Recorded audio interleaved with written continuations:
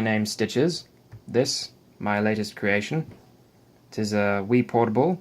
It's called the Liinx, but it's spelled Liinx because it's got a Wii in it. I'm not the first person to build one of these. It's been done before with Nintendo 64s, and Akira did one like this called the GC Liinx, which has a GameCube in it, which ended up looking a lot nicer than mine. You can check out his video. If you just Google GC Liinx, it'll be the first thing that pops up. So I built this one with... autofocus is such a bitch. I hate it.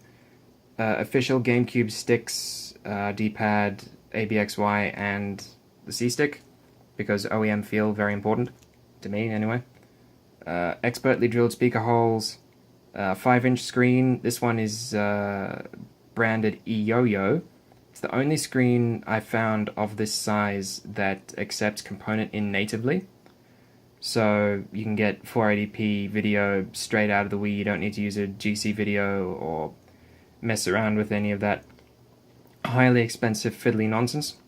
And then it's got these two infrared LEDs at the top. It's just lost focus again, which function as a sensor bar for the Wii remote.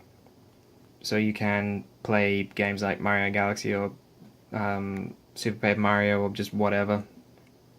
Maintains full compatibility. Wiimote sync button on the left, screen controls, IBM heatsink fan output on the bottom there, power switch and power jack. Then on the top it's got bootleg PS1 controller triggers. L1 is start, because I couldn't be bothered drilling another hole in the faceplate. R1 is Z, and then L2, R2 are the analog triggers.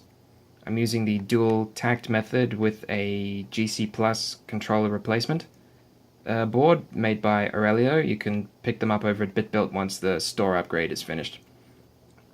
Or you can download the open source stuff and build your own, if you don't want to have to wait for that. So basically what dual tact is, it's a push button on top of a push button, so when you push one, the first click is the analog, and then the second click is the full press. So for like Mario Sunshine or Wind Waker, you have the ability to run around and shoot water, or crouch and go prone, or stop and shoot. Battery cover here. This comes off, and then you can access the internal USB port, and there's a little switch here that turns these LEDs on and off to save power. So I'm going to turn it on, and it uses Portabilize Me, which is a pack of homebrew and custom iOS modules that allows the Wii to run in this state, because you have to like physically cut the motherboard into pieces and then rewire certain bits if you want full functionality. But Portabilize Me defeats the need for certain parts of that if you don't mind sacrificing the ability to play Wii games or Virtual Console, but I wanted both, so I wired in both. So I've got my Wiimote synced up. Unfortunately, my Wiimote is slightly broken. It loses connection at random. It's not this, it's the stupid remote. This thing's munted. It's been chewed by like 5 dogs. So I can use the infrared pointer just fine. So if you wanted to play Mario Galaxy on this, I don't know why you would, but you can. I'm going to try just to do like a basic race attempt just to prove how bad it is. But because it has the Bluetooth module for stuff, for games like this, if you wanted to do multiplayer, you could. You could just sync up several Wiimotes.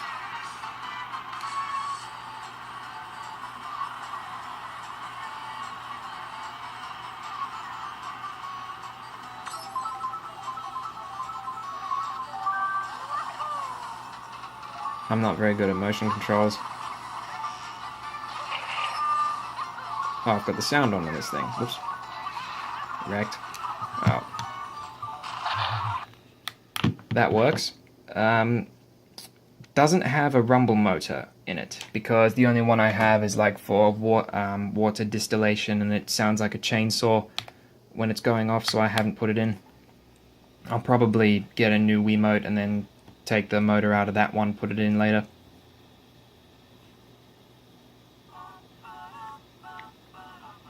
So that's Wii. Now we go to the GameCube. Let's see if I can... There you go. We'll see if I can boot Paper Mario the Thousand Year Door.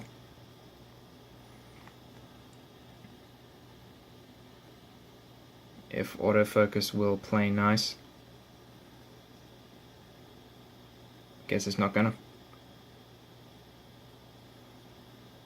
Now, because Thousand Year Door, this is the PAL version, because it's forcing progressive, I have to like spam A until I get display. There we go.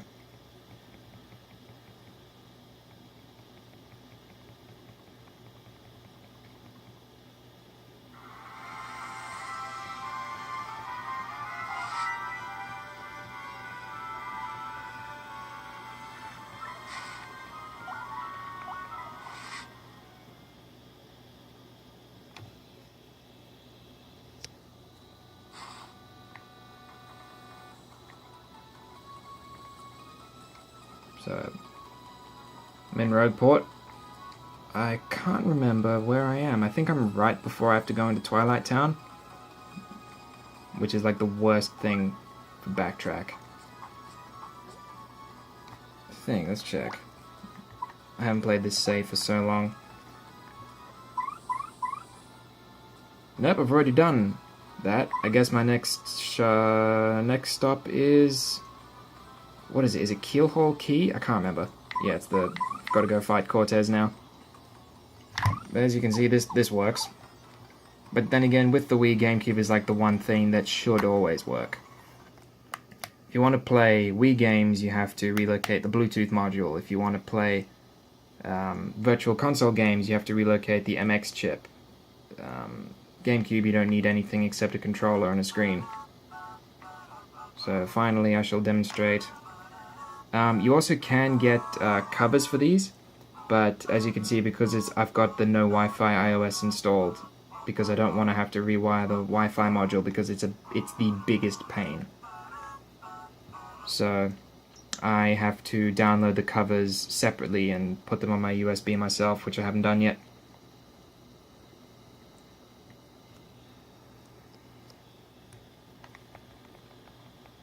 I've always wondered why they wrote this "you will need the classic controller" message when all you have to do is spam A with a GameCube controller and it works anyway. Be nice if you could just get rid of that. Unfortunately, there's no solution for that yet. Autofocus, please. So this is the original Paper Mario.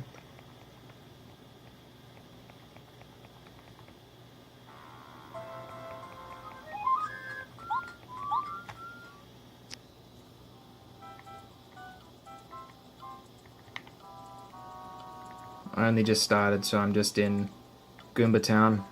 Haven't even,